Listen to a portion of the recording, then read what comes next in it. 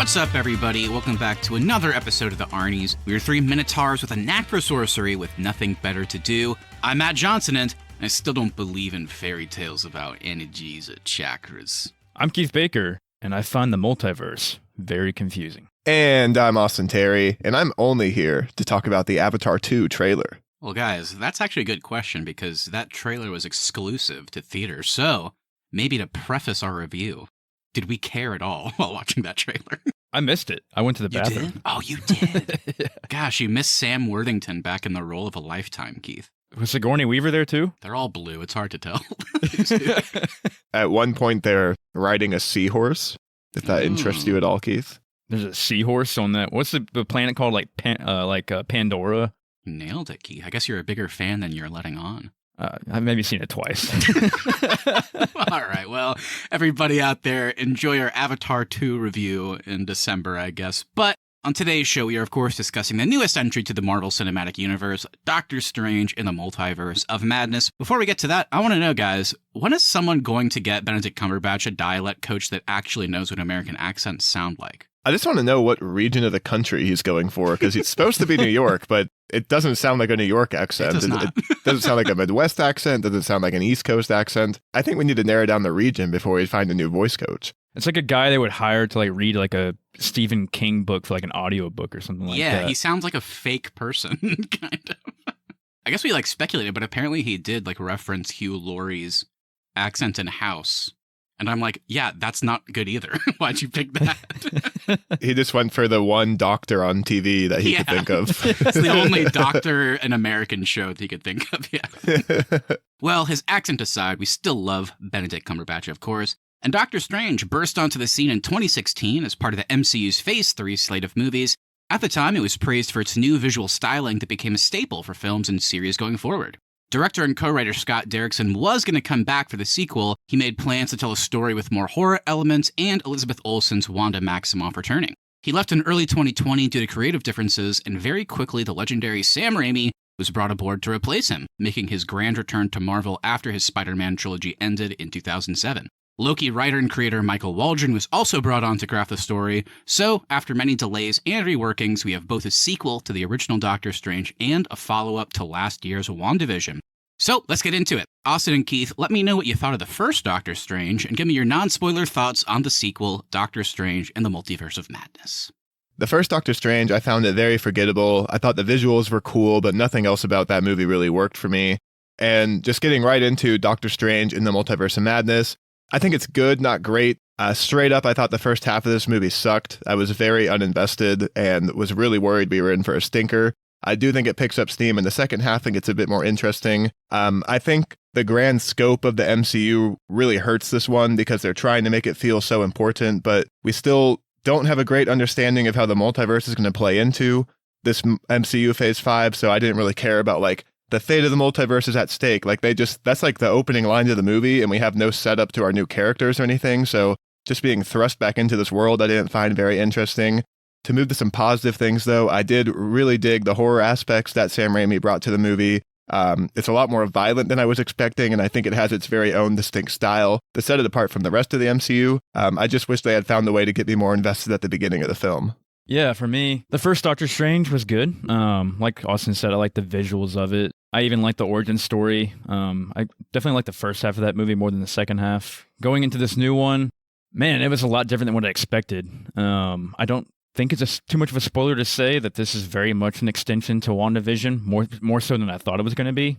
So that was really surprising. There was definitely some things I was wanting from this movie that I did not get that we'll get into later. As far as the bigger picture of the MCU, I think you nailed it, Austin. I don't know where they were really trying to go with this. I mean, it's more problem driven. Like, I guess what I'm trying to say is more specific to Wanda and Doctor Strange, and didn't really progress the MCU too much, in my opinion. But overall, it was entertaining, but I just didn't leave it feeling like it was too impactful. Yeah, I think that's totally fair. I think everything they've done with the multiverse up until this movie has been kind of a half measure. Like, you think about What If, and it's like that whole thing was to be a multiverse, but really it just felt like episodic TV that took place in different multiverses, and that was cool.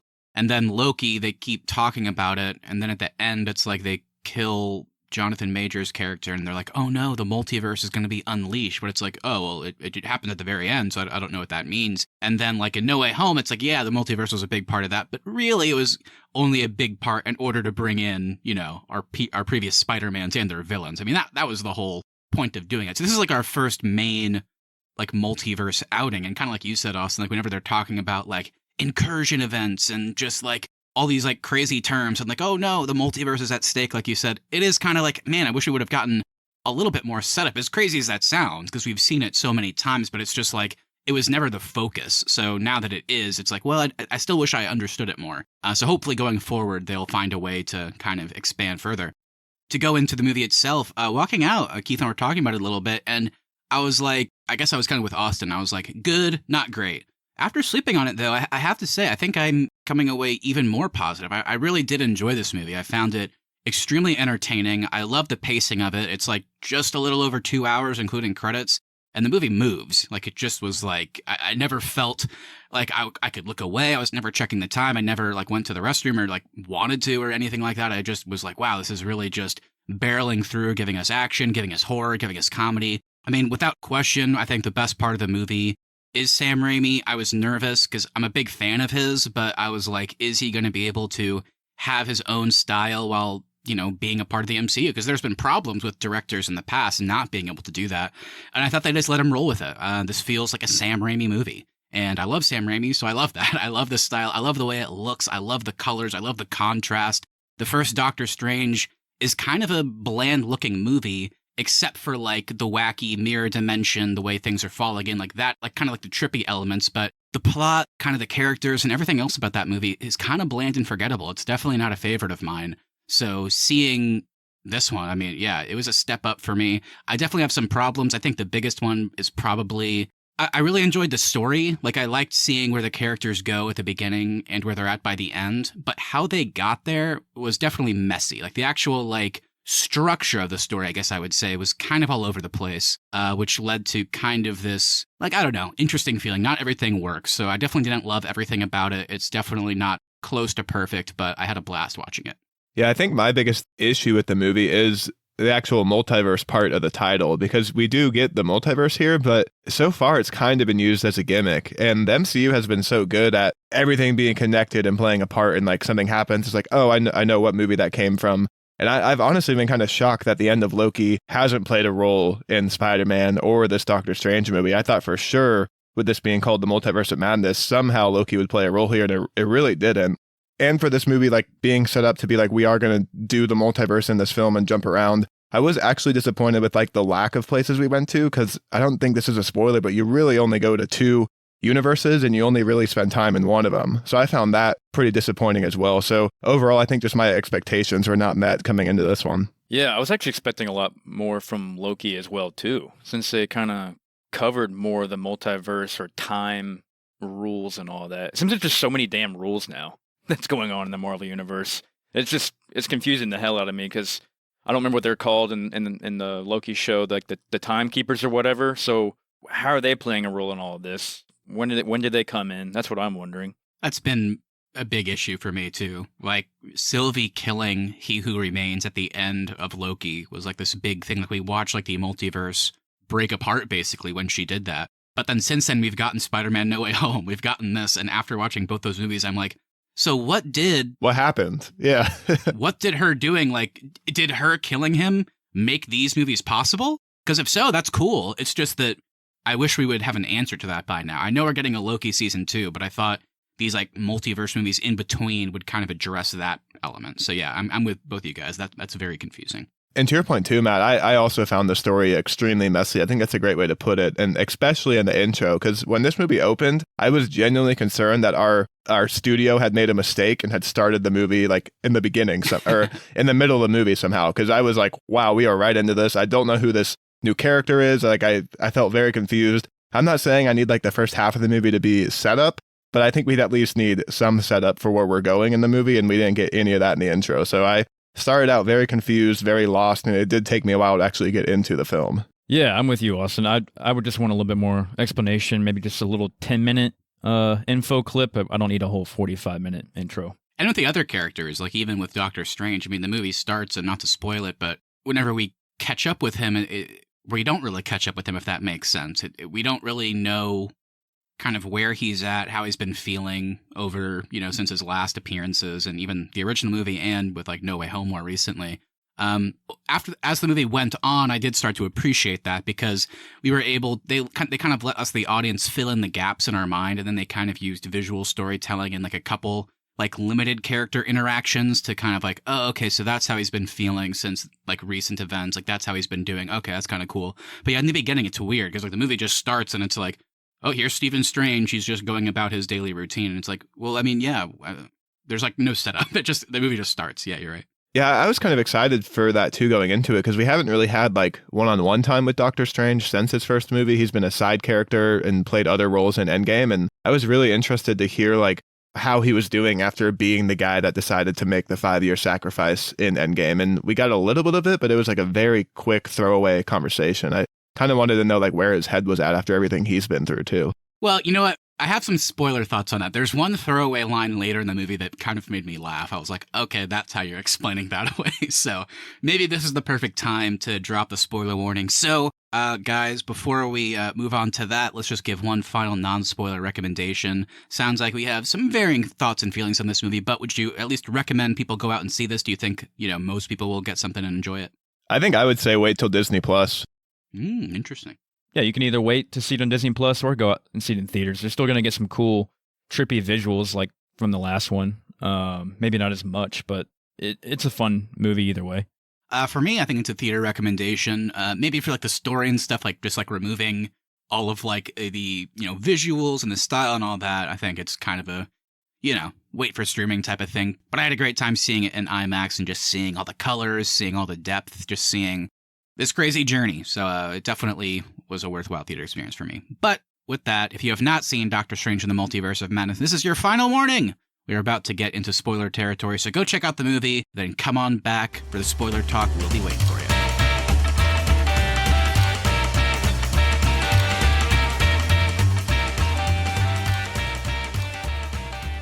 All right, welcome to spoiler territory, everybody. As usual, Austin and Keith start us off here with cast and crew talk. All right, so Doctor Strange in the Multiverse of Madness is, of course, directed by Mr. Sam Raimi, who you may know from his horror works in the Evil Dead franchise, the Tobey Maguire Spider-Man trilogy, which, that third one could be considered a horror piece, and Drag Me to Hell. It's also written by Michael Waldron, who you may know from Community, Rick and Morty, Heels, and, of course, Loki for Disney+. And our score is composed by the legendary Danny Elfman, who is a singer-songwriter and composer known for his collaborations with Tim Burton and Sam Raimi. All right, and going into our cast, we have Benedict Cumberbatch as Dr. Stephen Strange, Elizabeth Olsen returning as Wanda Maximoff, the Scarlet Witch, Benedict Wong as Wong, Rachel McAdams as Christine Palmer, Chiwetel Ejiofor as Mordo, Xochitl Gomez as America Chavez, Julian Hillard and Jet Klein as Billy and Tommy Maximoff, Haley Atwell as Captain Carter, after voicing the character in What If, Lashana Lynch as Maria Rambeau, reprising her role from Captain Marvel, Anson Mount, my guy from Hell on Wheels, Hell yeah, as Black Bolt, returning from Marvel's ABC TV series Inhumans, and we got Charlize Theron as Clea in the mid-credit scene. Yeah. Very weird scene. Yeah. Hey, I'm here. It was so bad. Charlize is here. And Sam Raimi's favorite Bruce Campbell as the Pizza Papa. And we got The Office's own John Krasinski as Reed Richards, Mr. Fantastic, after being the subject of internet fan casting for years. And we got Patrick Stewart returning as Charles Xavier, Professor X, reprising his role from Fox's X-Men film series. All right, guys. There's a long cast and crew there. Any positives, any negatives? What do we got? My highlight and the star of the film has to be Bruce Campbell as the Pizza Papa. I mean, the performance here was incredible. No, I think I got to give it to Sam Raimi. This movie feels so different from anything we've gotten in the MCU. It is very scary at times. There were times where I was jumping in my seat. I did. The deaths are brutal. There were times when you had to look away, and I was like, man, I've never seen this level of violence in the MCU before. So the fact that he made something different in 27 movies or whatever, I got to give props to him.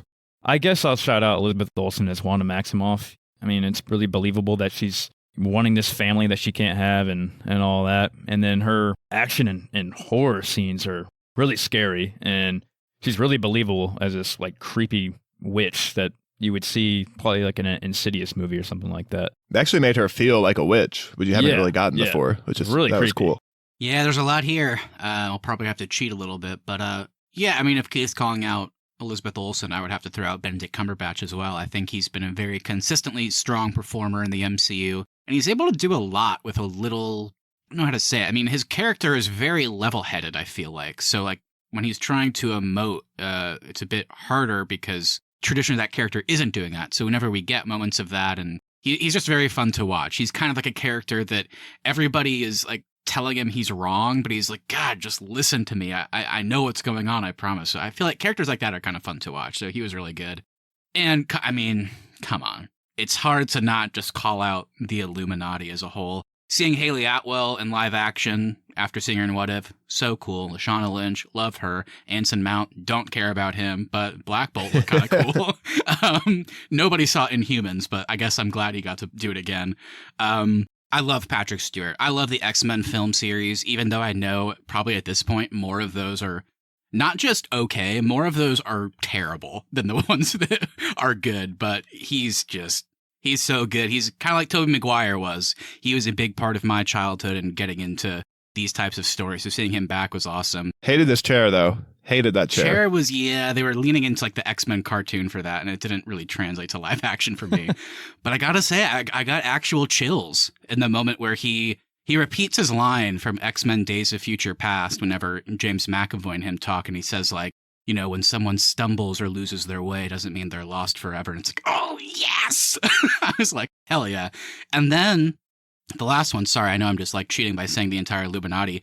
I was actually surprised at how good of a performance John Krasinski was able to give just with like a few lines of dialogue. It was like he was great. Yeah, it was like a very kind of, I know it's like a weird word to use, but like there was a lot of heart, I felt like, in his performance. Like, you know, even just saying like, hello, Steve. And like, I mean, like, yeah, there was a lot there. And it made me, I don't know, because this feels like gimmick casting, but at the same time, I don't know. I'd like to see him again, like in the Fantastic Four movie, if he's going to kind of carry over and play a different version. But regardless if he does or not, I really enjoyed seeing him here. That was kind of the biggest pop, I would say, in our theater, Keith. Even bigger than Charles Xavier. I mean, I think people were just so shocked to see, you know, Mr. Fantastic and nonetheless played by John Krasinski. I mean, that was a huge moment. Yeah. And I guess the way they set this up in the film, if they were going to do Fantastic Four again, it would have to be John Krasinski, right? Because it's just alternate versions of yourself. So if there was a Reed Richards in this universe, it would kind of still have to be him.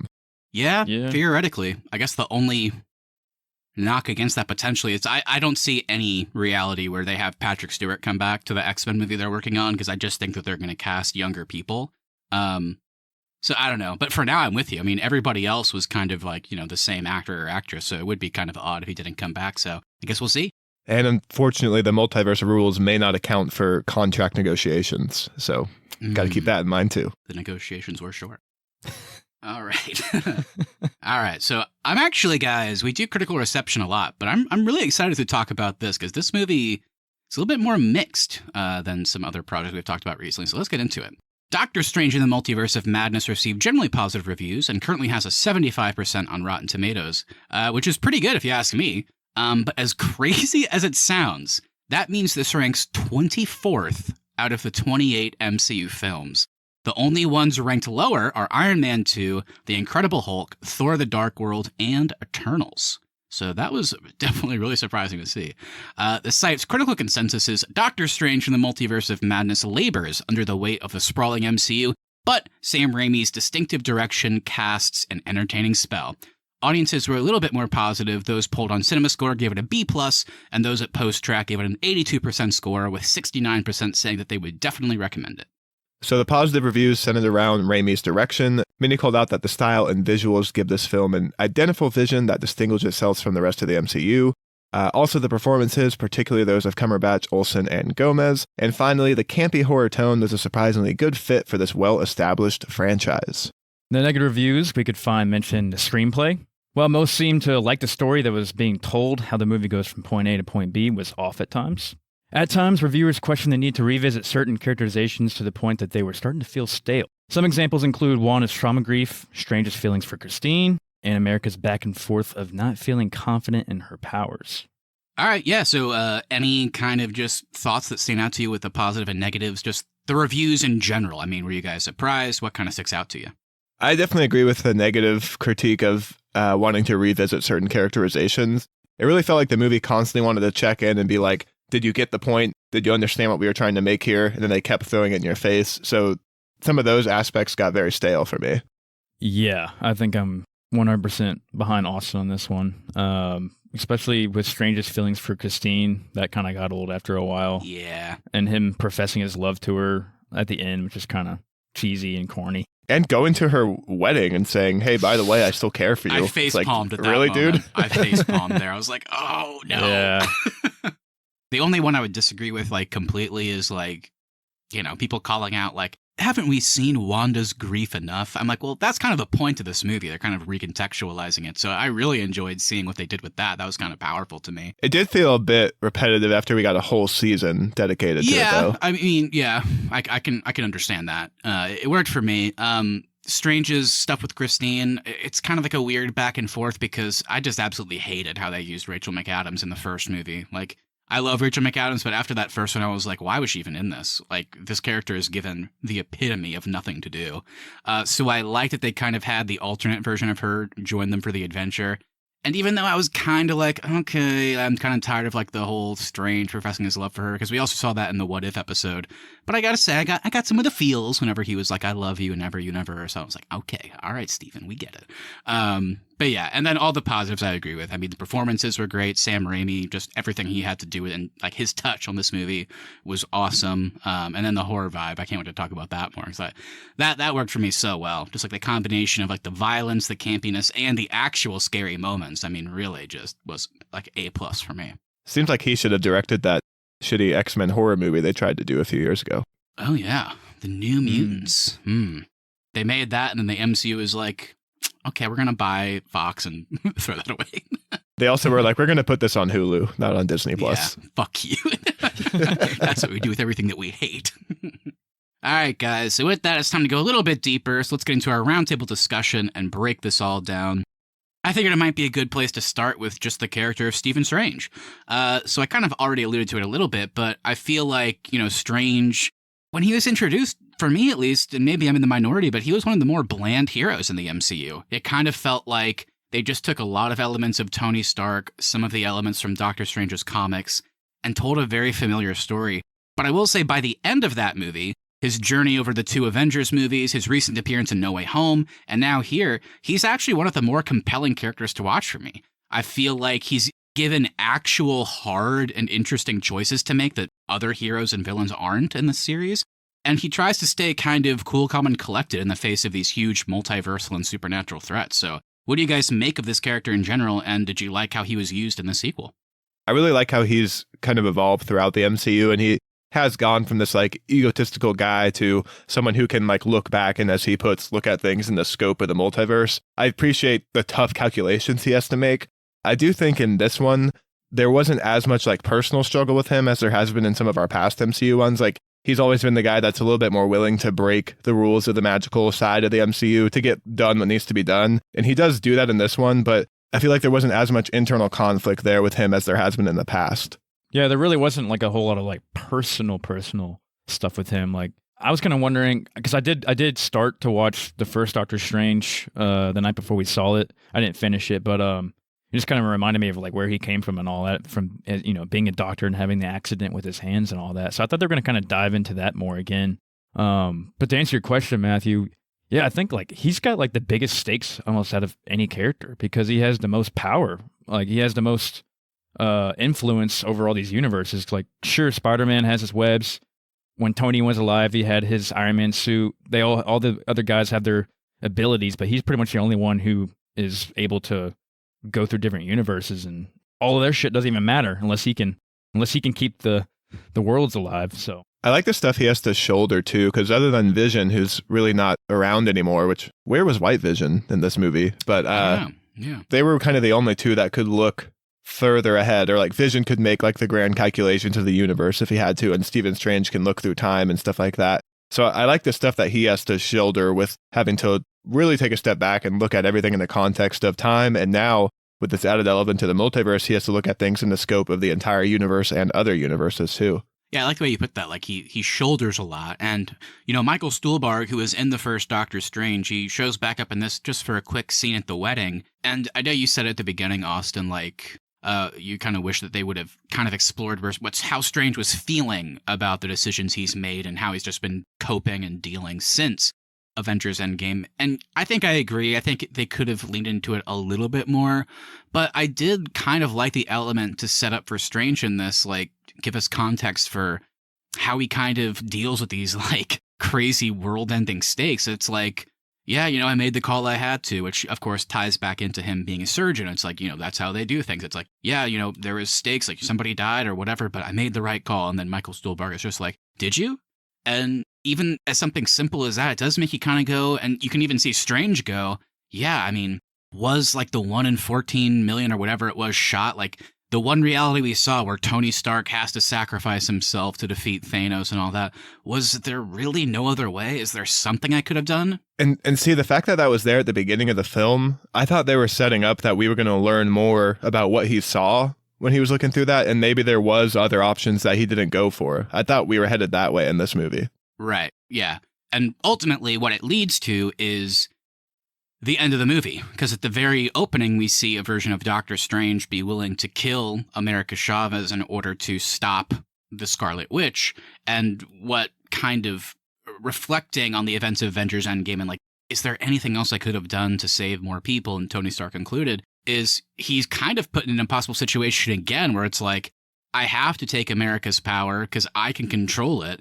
And that's the only way to stop Wanda. And Wong even tells him, like, you have to do it. There's no other way. I don't want to do it, but you have to. She can't control her powers. So what do we do here? And I feel like Strange being like, no, like, that isn't the only way. I can get through to America. I can tell her, look, I know it doesn't feel like you control your powers, but I think if you really think about it and reflect on it, you've done this a lot, like you said, Keith, but you give it a shot. So I agree, it wasn't what I expected. Maybe we needed more of it, but I did kind of like the element of Strange reflecting on Avengers Endgame and that choice he made, willing to sacrifice Tony Stark. And then here we see him, he's put in the same situation. He has to kill this kid, and he's like, no, I don't care if this is the only way. I will find another way. And I kind of enjoyed that. You mentioned Tony a lot there, and I think it's interesting to compare Tony and Stephen Strange, because I thought the MCU did a better job with Tony after the first Avengers, with him dealing with the fact that he went into a space portal, saw all these Chitauri or whatever coming, and then, fell back to Earth. And then that kind of is detrimental to his psyche in the later times that we see Tony. And so I like that there's a human element there of him dealing with all the stuff he's seeing. I wanted more of that from Strange in this movie, and we ultimately didn't really get that. That's fair. Yeah. What did you think about the question of happiness in this film as it relates to both Wong and Stephen Strange? Yeah, I mean, it was a common theme throughout the whole movie. I liked how Wong put it at the end of the movie. He's like, just be thankful for the one you're in, because they're all not going to be perfect. That's what I kind of got out of it. There's an infinite number of us that are happier in other places, and an equal number of infinite people out there that are worse off than we are. So we just have to kind of take what we have. Yeah, there was levels to that, because the whole element of, Christine is this character who is, because we see, like, the Christine that we're familiar with in the opening of this movie at the wedding, like, that's the same version from the first movie, obviously, and, like, she is truly happy, and it's like, okay, and she's asking Steven if he is, and he's a character, it's kind of like what you said, Austin. I would agree that Iron Man 3 did it better, like, they gave Tony PTSD, like, actual PTSD for what he was going through after Avengers, and then that leads to him wanting to put a suit of armor around the world in Avengers Age of Ultron. So, like, his PTSD manifests itself into this egotistical and arrogant way to solve the world's problems, which creates Ultron, which ends up killing even more people. So it's this really fucked up thing. The human element that you were talking about with that, this is what it is. It's this whole element of being happy, and Steven is a character that, is he depressed? I don't know. The movie didn't go into it too much, but he's kind of, I don't know, he's not faking it, but he's, I think, being okay with being oblivious, that he knows he's not happy, but he'll just put on a front because he has all these responsibilities. And then Wanda is a character that takes it even further, kind of like you alluded to, Keith. She's a character that is not happy at all, and she's not pretending to be otherwise. But kind of the whole message of the movie about, like, are you happy? It's okay to not be, and if you are, relish in that. She's a character that's like, I'm not happy. I'm gonna do whatever it takes, kill as many people as I have to be happy, to go to another universe where I am happy, and then that will fix all my problems. Obviously, she doesn't realize at the time that it won't fix her problems, but that's the length she's willing to go. So it was interesting to see kind of Wanda and Steven kind of juggle with that in obviously very different ways. So let's get into Wanda a little bit more, because when we last saw her in WandaVision, she did adopt her persona as the Scarlet Witch, but then she uses that to stop Agatha.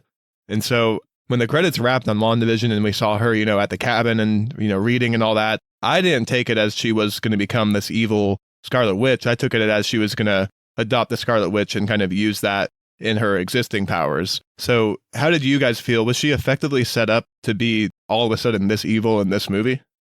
I don't know. I don't think so. To me, it seemed like from what I remember, it seemed like she kind of accepted what happened to her in Westfield and all that. She was broken for sure, like very broken. But she didn't seem like she was going to like go to the dark side from that. She seemed like she kind of accepted it and she was just going to move on and use her powers for something else, like you said, Austin. That's how I took it too. I was so shocked when it's revealed that she's the villain of the movie. I didn't think we were going there at all with this one. Me neither. I thought the main villain of this movie was going to be the alternate Doctor Strange. Yeah, that's how they set it up in the trailer. Yeah, kind of a fun fake out. It's interesting. It definitely requires, like I said, at first I was shocked, and kind of in a good way, kind of in a bad way. Because when she starts killing people, then it's like, oh man, that's a hard line to toe. I don't know if I can root for that character. But like I said in the beginning, this movie just gets into it. It just starts and there's very little setup. But then as the movie goes on, they keep like introducing elements that kind of colors how you feel about characters earlier in the movie, if that makes sense. So while at first I wasn't on board with the shift, as the movie went on and they kind of introduced the Darkhold and what that does, because in the post-credit scene for WandaVision, we see her reading the Darkhold and she can hear Billy and Tommy out there. And at the time, we didn't really know what that meant. And it turns out here, Wanda went through everything in Westview and she effectively had to kill her husband again for like the 19th time. And she had to euthanize her children, essentially, even though they're not real in that sense. And then she flies away. And if she had not gotten into the Darkhold, I don't think she would have been a villain, because think about everything she just went through, and now she finds out that there's a multiverse out there, and there are versions of herself out there that get to be happy with her children. Yeah, it was kind of a believable jump to me that Wanda would do anything in order to go to those different realities to be with her children. And then the one element that I would also mention, obviously, is it's something in WandaVision that I think I would have liked to have been done a bit better, but we do know that Wanda was willing to torture a town of people. She was aware of what she was doing in order to live this life with Vision and her children. She didn't really care what that did to all these other people living there. And we know that it was very painful. It sounded like torture. So to jump to the next step of knowing that her kids are out there and she can be with them, going from torture to killing people wasn't a huge leap for me, so it ended up working. But yeah, it is a leap. Like, I mean, looking in the post-credit to here, I mean, she is now a full-fledged villain. I guess just as the movie went on, they kept introducing more about the Darkhold and like how Wanda's feeling, so it ended up kind of like retroactively working for me, but I was surprised in the beginning for sure, which I think was intentional. I mean, it was supposed to be a twist, I guess. That jump from where she was at WandaVision to where she is now, that's something the movie told us, but I don't think they effectively showed us in this one, because they tell you, oh, the Darkhold enacts a terrible toll, all that stuff. But we never saw it in the aspect of Wanda's character, because I think that's the clunkiest part of the movie, is the first time Strange goes to talk to Wanda, she just takes down the spell barrier and she's like, I'm evil now. I think we needed more of that in this film. Like maybe we needed it to open with her reading the Darkhold and, seeing Tommy and Billy in the multiverse and kind of going crazy or something like that. I think we needed just a bit more to see her choose to make that jump, because she's already made it by the time we see her in this film. Yeah, I can agree with that. Did you think the other multiverse version of Wanda was going to play a larger role at some point in this one? Yeah, I that was kind of, I didn't even know if she was a super powered person at times, and then she kind of like flies near the end. I was like, oh, okay. So yeah, but they kind of use her in a cool way. Once she gets possessed, she just becomes like the fucking Terminator. She's like a horror villain, murdering everybody, covered in blood, watching her run through the sewer, just bursting through doors, chasing after them. I was like, this is awesome. So character-wise, not a lot to that other version of Wanda, but definitely some cool action moments. The design of that was awesome. But yeah, let's go into it then. What do you guys think of the horror elements of this? I mean, we mentioned it earlier. Like, she looks like a scary ass witch from like an Insidious type movie, like with the scream and the hair in her face and everything. Watching her crawl out of the mirror like Pennywise did in the first It. That was awesome. Out of the refrigerator. She's like crawling out like all broke and then puts her body back together. My favorite, it wasn't a fully scary moment, but my favorite like witch element was when she's assaulting the fortress and the first guy that she can see the first guy she finds that she can break, the way she like kind of slinks onto his like background and like is whispering in his ear. I was like, oh, it's not jumpy scary, but you are a very scary person right now. Yeah, she just says run. Yeah, run. Oh man. And then when she snaps Patrick Stewart's neck. Oh, that was crazy. That was bad. She cuts Captain Carter in half. Yeah. Oh man. And her scream too. She's like this like shrieking scream like she's doing everything. It is something they've never addressed with that shield, but the way that thing gets thrown around, you are slicing people in half, and we finally got that confirmation. Just watching the shield come out the other end, just covered in blood. What about crushing Anson Mount's head? That was incredible. What mouth? And then the word I used whenever Keith and I were talking about it yesterday, she just untangles Mr. Fantastic. And then she just like insult to injury. She completely untangles him and then even is like, not enough. And then explodes his head. I mean, we've talked about a lot of horror movies on this podcast, and we always kind of differentiate between like the jump scary stuff and like kind of the atmospheric stuff. And I thought this movie had both. I mean, I already mentioned it. I mean, Keith can attest, I was right next to him. The scene where they're like first getting to like the mountain that's tied to the Darkhold, and then like these like our guardians are there, and like it's all dark, and like just one of them pops out. I was like, ah! Like actually screamed out loud in the theater. I was like, oh shit! That one got me too. I jumped out of my seat. But then yeah, it's like the general atmosphere. It's really impressive how Sam Raimi can like introduce us to like this Illuminati like location, like whatever this building is. Like it's a very kind of white, it's very clean, it's very scientific, very... Until Wanda shows up, and then it's very red. Yeah. And yeah, it's kind of like, it seems like this very peaceful, calm place. And then, yeah, just the same exact location, Wanda shows up. I mean, it's just horrifying. I mean, like, the colors change, the smoke, the fire, like the red of her powers, like everything combined together. Just like the little thing of just covering her in like blood and like the Ultron liquid or whatever. Just like, I mean, it was, yeah, everything about like the horror stuff I found it worked. And Sam Raimi didn't shy away from the campy stuff that he's known for like Evil Dead, Army of Darkness, and all that. Like, I mean, some of it's goofy, but it still kind of worked and somehow fit into like the Doctor Strange, like kind of visual world that they've built up. So back when the first one came out in 2016, I remember that was like one of the main things everybody was like raving about. Like, oh my God, dude, Doctor Strange was so trippy. And that's all you were hearing everywhere. Going into this one, we definitely get some of that, like, you know, time, or not time bending, but like reality bending, like where physics doesn't make any sense anymore. Specifically that one scene where him and America are flying through the different portals for all these like different universes, and they're turning into paint and cartoon characters and all that. That's probably one of my top moments. So what did you guys think overall of the visuals and the universe bending in this one? I thought it was cool, but it wasn't really enough to stand out to me, and mainly because that sequence you talked about, Keith, that's probably 5 minutes of the movie. And so if we had gone to more universes and, you know, there was a lot more of that design for the other worlds we were going to, I think it would stand out more to me. The fact that we only really went to the Illuminati world and then the Broken world, it wasn't enough to really stand out in my mind. Yeah, the first movie was really all about the mirror dimension, which we saw most recently in No Way Home, where Doctor Strange and Spider-Man fight in kind of that weird world that is unseen to normal eyes, essentially. So that movie really was about that and kind of just reality, almost Inception-like, bending in on itself. And if this movie was made like 3 years ago, we probably would have gotten that because it was closer to the original movie.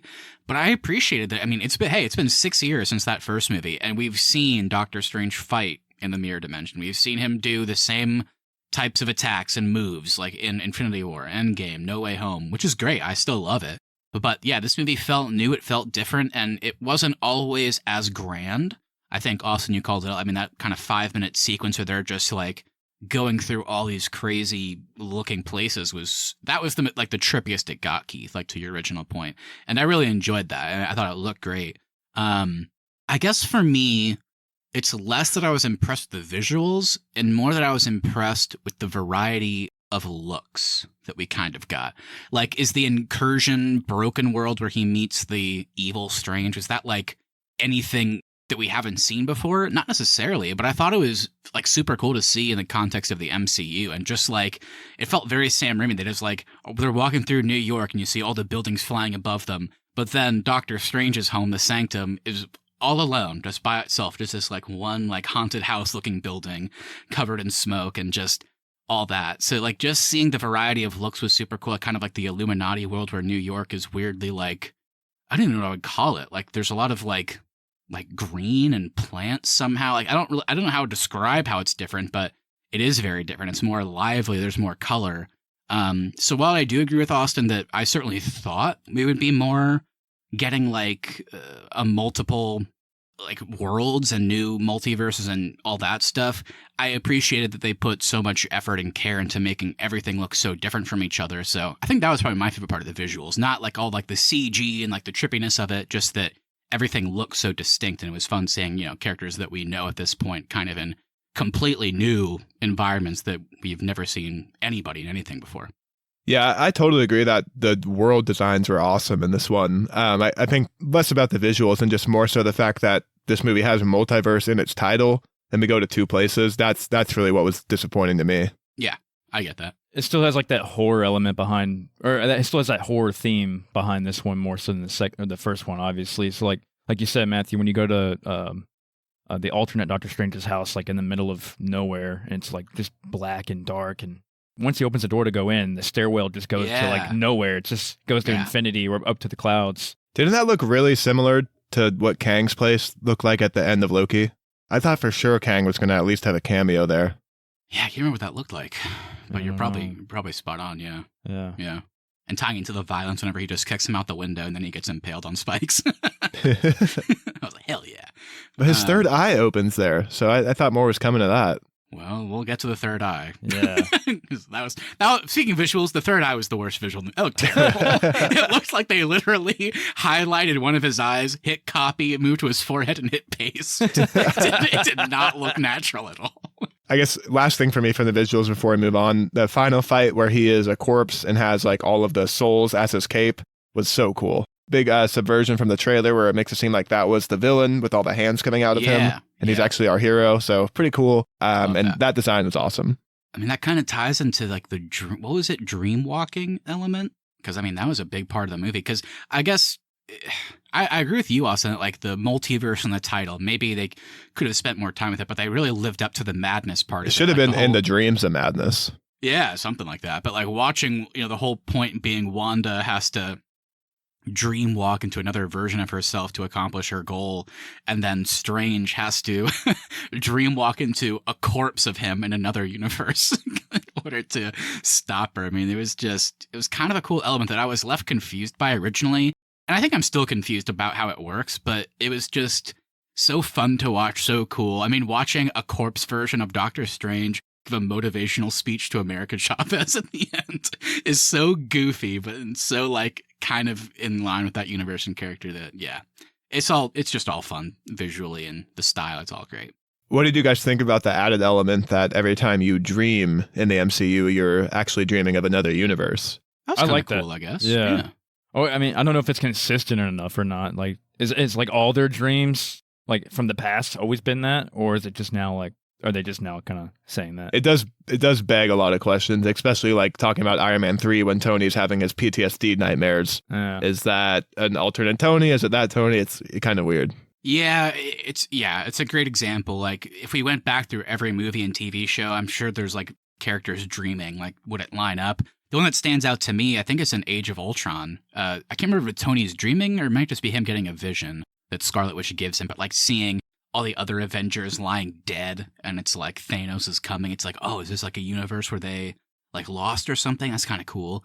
Yeah. So I don't know if it's consistent at all, but just the idea of it, like, because this is not going to hurt it, Keith. It's kind of like that childhood like fascination, like wonderment. It's like, oh, like just thinking about the idea of like whenever I go to sleep and dream, it's like, oh, wouldn't that be like crazy if that's just like another like multiverse or like version of me somewhere? Just like a very fun aspect. So I thought that was cool.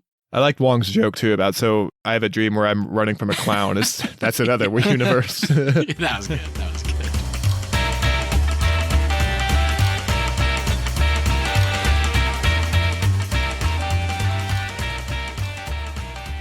America Chavez is a huge character that we haven't really talked too much about yet. Introduced in this film, obviously, and I think it continues a trend that I'm actually finding myself really, really liking. It's nothing revolutionary, but it's a fun idea, and it's pairing these older heroes with a younger, more inexperienced partner. So yeah, did you guys like her role in the story and kind of the relationship they form? It was kind of giving me vibes of Clint and Kate Bishop in the Hawkeye show, kind of like that element. I kind of like the fact that she wasn't overly cocky either, because sometimes when they do that, when they combine a younger up and coming hero with a veteran, the younger one's always like really cocky and kind of annoying at times. I like the fact that she was a little bit more insecure and didn't really know who she was, but at the same time she was still kind of laid back about it all. I like seeing her kind of find her confidence towards the end of the film. I'm really excited to see the future of this character because I think her powers are really interesting, and it's going to be cool to see how her multiverse powers play a role in the future MCU stuff. I really liked her dynamic with Strange, especially because she originally starts out scared of him because all the other Stranges she's met have kind of gone towards the dark side, and we just saw at the beginning one try to kill her. So I thought her learning to trust Strange was a really cool element of the film, and I think they had a pretty cool bond by the time the credits rolled. Yeah, I loved it. Just seeing diametrically opposed characters interact, have different values. They shouldn't get along at all, but watch them kind of begrudgingly form a relationship. I thought it was really sweet. Seeing kind of that weird futuristic thing where you can view past memories and her getting to witness how he truly does feel. The one that got away, Christine Palmer, I think that is a very real thing that people feel. So I think it was kind of fun to see a superhero experience that. And then watching her backstory, very tragic, with her mother, is that it's just always so tragic in these stories. Like on accident, she sends her parents into who the hell knows? And like that kind of becomes the basis of her not wanting to control her powers because she's scared of it. So even though maybe they went back to the well too many times with like, oh, I can't do this. Like it had a good foundation with her backstory. I also just love how specific her power is. It's just like she can open portals to multiverses. It's like, well, how the hell are you going to show that on screen? I thought they kind of found an interesting way to do it. So I really liked their relationship. I thought it was sweet. I liked that they kind of genuinely came to like each other by the end. I'm excited to see more of them in the future. I'm excited to see more of America Chavez in general in the future. I really like Xochitl Gomez in this. I like that character a lot. Yeah, I thought it was really good. Doctor Strange has to be so sick of babysitting the MCU children. He just got done with the Spider Gang, which, by the way, where was Ned in this movie? He got powers at the end of No Way Home. I thought about that. And now he's babysitting America. So he's just he's running a daycare for the MCU, essentially. I forgot about Ned. Yeah. He should have been in Part of me movie. thought that maybe he would show up in that final scene, like learning to be a sorcerer or something. Honestly, Scarlet Witch should have haunted him at the beginning because he doesn't Ned know how to use his Ned powers. Gets killed in this movie. He just runs off. Oh, shit! Peter! Or he doesn't remember Peter. Spider-Man! All right, guys.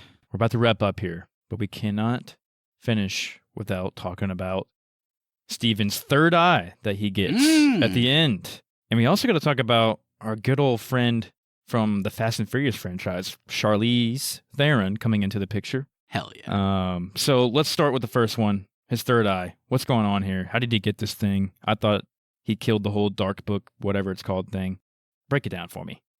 They do say it enacts a toll, so I'm guessing the third eye is the price he has to pay for using the Darkhold, which is a very specific, like, you use the Darkhold, you get a third eye, because that didn't happen to Wanda, but that's my only theory as to why he has the third eye. Yeah, I just didn't know what the third eye... What's it do? Like, I don't... Yeah, exactly. The third eye isn't just like a visual thing, right? Like, I'm guessing it's like more of like, oh, I have this third eye, which means I'm more powerful, or whatever, maybe I'm darker. So it can't just be like a visual aesthetic. I don't know. Obviously, the more sinister version of Doctor Strange had it as well, and he was completely corrupted by the Darkhold. I agree with Austin. I think it's just like a visual way. Like, hey, we went through this journey. I was able to stop Wanda. I was able to kind of, work with her, and she ended up sacrificing herself, even though I don't think she's dead. But still, he had to rely on the Darkhold in order to dreamwalk to accomplish that goal. So I think it's just a way to show that, hey, even though we quote unquote won at the end of the day, like, you're still going to have to pay a price for that decision you made. So I like that element. Like I love that the last shot was just him walking, and everything kind of seems like, oh, he's maybe the whole, like they had just previously in the last scene with Wong talked about, are you happy? We're not alone. So if we're ever down or we need help, we can rely on each other, which I loved. Thought that was great. And then it just cuts like this happy-go-lucky Doctor Strange walking out and going for a little stroll. And then just like the camera work, just like zooming in on him as he's like screaming when the third eye opens. I was like, oh, that was awesome. I can't wait to see what that does. Why the fuck then does the mid-credit scene start and it's not a big deal? Like, what are you doing? What a terrible decision. Like, I was so excited when the movie actually ended, and the mid-credit scene is just him walking down the street again with a big scarf and different clothes on. It's like, oh, I'm fine. No big deal. Like, what? Why would you do that? I'd be lying if I said I was the world's biggest Clea fan from the Marvel comics, but after a quick Google search, they did spend a lot of time talking about his happiness, and I guess this character in her universe is the Sorcerer Supreme. And at one point in the comics, her and Doctor Strange do get married, so maybe this is going to be a new love interest for Doctor Strange in the future. But it was a terrible scene. I will say that. There are elements of it that are interesting, I would say. I would say, first, I love Charlize Theron, so the idea of her being the MCU is cool. The little bits that were interesting is like, she mentions, oh, what you did almost caused an incursion event, which we know what that means from earlier in the movie. It's like, with the Darkholds and like multiverses collide and destroy each other, so you're wiping out entire realities. So you almost did that, Stephen, so you're going to help me stop it. It's like, okay. And then she like kind of in a cool way cuts open like whatever she did, like a dimension. And inside you can see the end of Doctor Strange 1. Like that visual that we see, like that colorful weird world, is where he fought Dormammu at the end of the first movie. The Dark Dimension, I think it's called. So for some reason they're going back to that. So that's the only thing I took away from that scene, is they have to go there for some reason. But then he opens his third eye again. He's like, I'm not afraid. And I'm like, oh my God. So it was really bad. All right, guys, let's go ahead and start closing out here. I did want to do a quick Phase 4 rankings. We're not going to rank all of these in order or anything. I just wanted to get kind of a litmus test here. So I'm curious where you guys think this might go when thinking about Black Widow, Shang-Chi, Eternals, No Way Home, WandaVision, Falcon and Winter Soldier, Loki, What If, and Hawkeye. That's all of our Phase 4 projects so far. Do you think this one is near the top, middle, or bottom? What are you guys thinking? Yeah, I'll keep it simple. I will put this above Black Widow and Eternals, and everything else would go above Doctor Strange and the Multiverse of Madness for me. Ooh, all of the shows.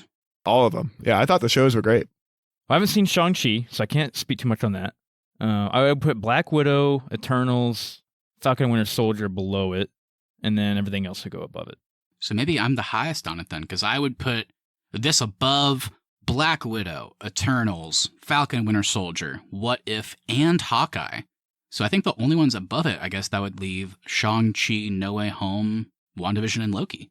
So yeah, I guess it's more in the middle for me. I guess it makes sense that me and Keith have it towards the bottom, since going off of Rotten Tomatoes scores, it's towards the bottom of the MCU anyways.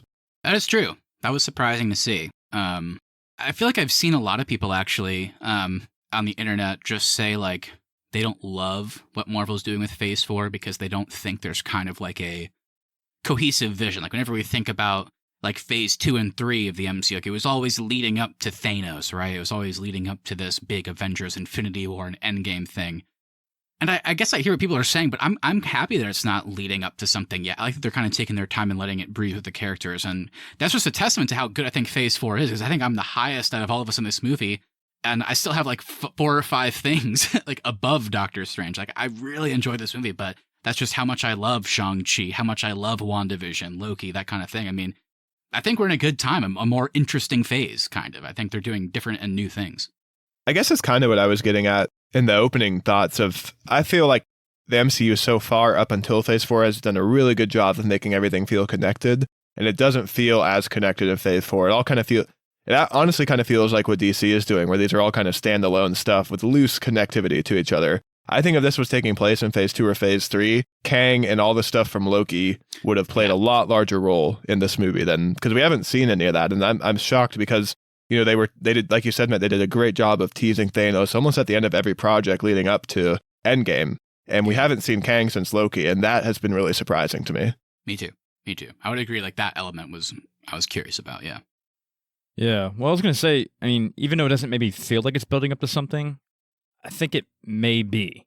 I agree. I think it is. I think especially with the whole multiverse and the timekeepers and all that, I think it's all going to meet in the middle one of these days. Yeah, I think Kang will end up being like Jonathan Major's character. Like that is going to be our next Thanos level thing. It's just that we haven't seen them again. So I do think we will get that, and that will be fun. It's kind of like with this movie. Like I said, like I was kind of off in the beginning, like, oh my gosh, there's like no setup. Okay, I guess here we go. But then like halfway through the movie, whenever they were giving us more information about the Darkhold and like character motivations, I was like, okay, now I like the beginning more. Like you said, Keith, I think once we get to that next big team up thing, I think we're going to like look back on kind of this early phase 4 stuff and go, oh, that was so cool that they kind of had like little like connectivity things to that, but it was kind of their own thing. So now we like the characters more or something. So I think it's going to pay off in the long run. Well, Matt, I know you're higher on this than me and Keith are, but do you think by the time we get to the end of the year and we're, doing our look back episode where we look at everything we've talked about, you think there's a chance that this is viewed as like one of the bigger letdowns of the year? Maybe for the general public, but I don't think it will be for me. I think even if I love Thor, Love and Thunder coming out, I know there's other Marvel projects, but at this point I can't remember. I know Guardians 3 comes out next year. Maybe it will be. Maybe once we get to the end and see other Marvel stuff, other Marvel series, because they're doing a lot more of that, maybe this will be more disappointing for people. I don't think it will be for me, because at the end of the day, no matter how much time passes, this one is always going to have the amazing style it does, and that's never going to go away. And I love Doctor Strange. I love seeing him in a campy horror movie. Love seeing Elizabeth Olsen there too. So yeah, I don't think it's ever going to be a letdown for me. How pissed do you think DC is that Marvel was able to achieve this level of violence with their multiverse project and now they can't do Flashpoint? I think DC's just mad like, we were the ones that did violence. Now we have nothing. Yeah, they have bigger stuff on their plate. They're trying to figure out what to do with Amber Heard and Ezra Miller right now. Ezra Miller just can't go anywhere without just beating up and berating people, apparently. And Amber Heard can never make it to a toilet. All right. Well, speaking of all that fun stuff, let's get into even more fun stuff, guys. Our final segment here, of course, is the Arnies Podcast Awards. We just use this to call out something. Can be positive or it can be negative. Just something that we want to praise from the project that we're talking about. So, guys, Doctor Strange in the Multiverse of Madness, what's getting an award for you? Yeah, I love the impact that this movie had on the viewers in the audience in my theater. There were some gaffes, there were some chuckles, there were some people covering their eyes. But the award I will be giving today is the Walkout Award. And it's going to be going to Black Bolt's death, because when his mouth got covered and his head exploded and you saw the whole thing happen, the family in front of me got up and they walked out of the theater and they never came back. That's incredible. I love it. I wish we could tell Sam Raimi that directly. I bet he would love that. I'm going to give this guy the Questionable Rock Climber Award, and that goes to Wong. Was he a good rock climber or not in this? He started climbing, and then he kind of messed up a little bit as he was getting rocks thrown at him. He really needs that rope. I think he's a terrible rock climber. Okay, good. I'm glad you answered it. That's why I'm saying questionable. I don't know if he's good. I don't know if he's bad. A great man, without question, but good guy, though. His rock climbing skills are they're questionable. I think you're right. I think for me, the word questionable that Keith said really kind of struck a chord, because there was another very questionable thing in this movie, and I'm not a parent, but I have to imagine if my kids were like, Mommy, Daddy, listen to this song we wrote, and they sang that song they did about ice cream, I would walk upstairs. Because I just witnessed that my children were talentless freaks. If it was my movie and my kids sang that song, the next cut in the film would be us pulling up to the parking lot of an adoption agency. I thought you were going to say it would be you in your backyard throwing all your ice cream into the trash can. I'd be getting America to open a portal and be like, Wanda, you want them? You can have them. Somewhere else. All right. Well, with that, everybody, go enjoy some ice cream. And thank you so much for listening. If you enjoyed this episode, make sure you hit that follow button so you never miss our upcoming content. Also, if you wouldn't mind sharing this with a friend, we really would appreciate that to continue to grow our show. Please leave us reviews as well. Even if you don't want to write anything, leaving us a 5-star review over on Apple Podcasts, Spotify, or wherever you get your podcasts really does help us out. At the Arnies is our social, and the Arnies.media is the website. And also, last week, we talked about the new Nick Cage movie, The Unbearable Weight of Massive Talent. We all had very differing opinions on that one, so if you want to hear our thoughts on Nicolas Cage, be sure to go check that episode out. And lastly, we want to hear from you, so please send us a message on Instagram at the Arnies or email us thearniesmedia@gmail.com. What did you think of Doctor Strange and the Multiverse of Madness? What project do you want to see Sam Raimi tackle next? Spider-Man 4, maybe? I don't know. Anything you say we'll read on the show and react to it live on our latest episode. I'd never forget. I love you, Spider-Man.